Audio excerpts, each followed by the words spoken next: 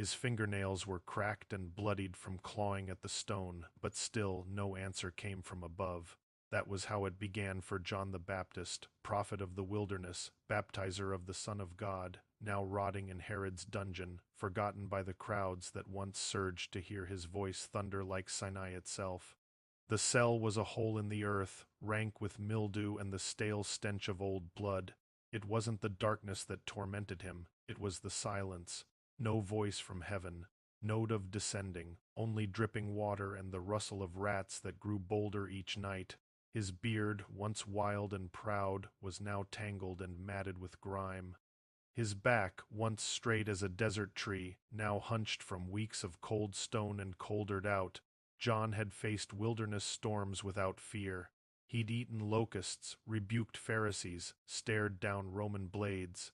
But this silence, this was worse. Are you the one who is to come, or should we look for another? That question, whispered through clenched teeth, choked with desperation, was carried on the lips of his disciples to Jesus himself. The same Jesus John had once pointed to with fire in his bones and declared, "Behold the Lamb of God." But the fire had cooled in prison. Pain does that. Loneliness scrapes the conviction off your bones like carrion. You begin to wonder if the voice you heard in the Jordan was madness after all, if the dove was a trick of the light, if you were just a lunatic shouting at clouds while the world rolled on without you. Herod's servants mocked him now, so this is the mighty prophet.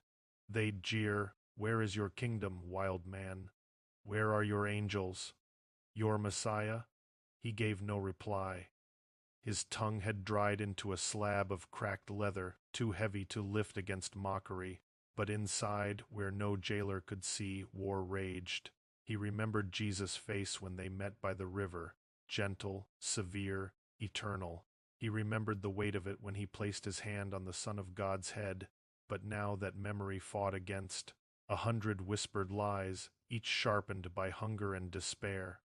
And yet, the answer came, not in thunder, not in angelic song, but in a simple message returned from the Nazarene.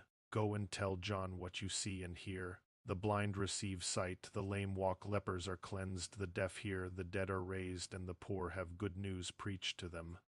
It wasn't a rescue. It wasn't the jailbreak he longed for. It was something more dangerous, confirmation without deliverance. The Messiah was real. The kingdom had come. But John would not live to see it unfold. That night he slept on cold stone like it was a throne. In the morning Herod sent the guards. No trial, no ceremony, just a blade, a block, and a moment's hesitation from the executioner. John did not resist. He did not beg.